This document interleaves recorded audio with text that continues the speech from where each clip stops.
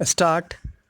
महोदय, अपने नगर एवं आसपास के अनेक विद्यालयों, जिनमें अधिकांश प्राथमिक पाठशालाएं थीं, मैं कुछ माह पूर्व आमंत्रित किया गया। वहां मैंने बालकों की चहुमुखी शिक्षा पर अपने विचार व्यक्त किए। ऐसा कहते हुए मैंने 4 प्रकार की शिक्षा पर बल दिया। इस 4 प्रकार की शिक्षा से ही, क्योंकि शिक्षा का वास्तविक उद्देश्य पूरा होता है, अतः यह आवश्यक है कि इस चहुमुखी शिक्षा प्रक्रिया से बालक गुजरे। इसी से वह श्रेष्ठ मानव बन सकेगा।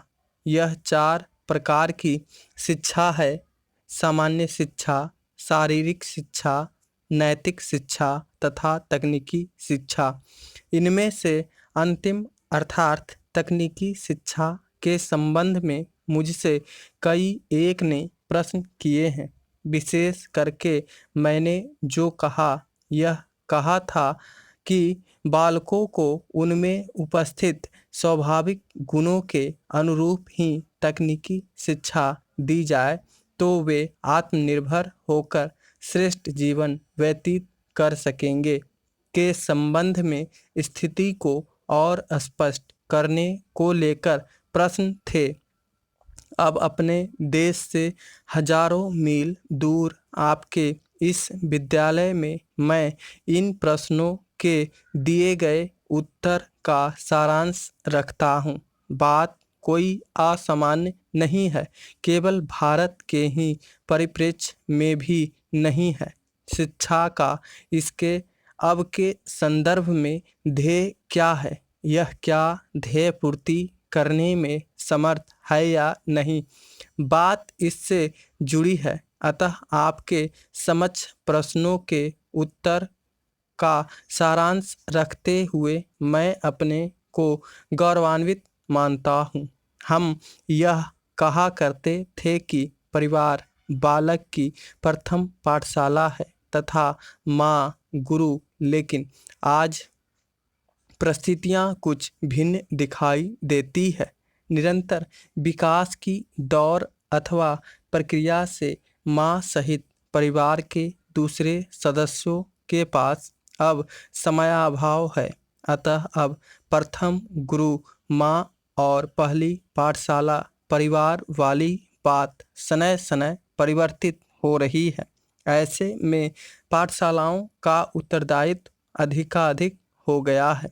शिक्षा के ध्येय के अनुसार बालक को कैसे भावी जीवन को विकसित करने में इनकी भूमिका ही प्रमुख हो गई है। शिक्षा के ध्येय के अनुसार बालक को कैसे भावी मानव बनाना है, यह कार्य इन्हीं का हो गया है। प्रायः पाठशालाएं 2 प्रकार की शिक्षा प्रमुख रूप में दे रही है। इनमें प्रथम है सामान्य तथा द्वितीय शारीरिक शिक्षा। सामान्य से तात्पर्य उस शिक्षा से है जो आप पाठ्यक्रम निर्धारित करके देते हैं। इसका अंत एक उपाधि प्राप्त करने में होता है। शारीरिक शिक्षा में से खेल कूद, व्यायाम आदि सम्मिलित है। यह शारीरिक तथा इसी के साथ मानसिक विकास के लिए आवश्यक है। इससे शरीर सुंदर तथा स्वस्थ बनता है, मानसिक विकास होता है। इसलिए पाठशालाएं सामान्य एवं शारीरिक शिक्षा के लिए कार्य करती है। तीसरे प्रकार की शिक्षा नैतिक है। बालक को मानव अथवा मनुष्य बनाने वाली यही शिक्षा है। यदि प्रारंभ से ही इसका अभाव हो जाए तो आप जानते हैं कि क्या परिणाम निकलेगा।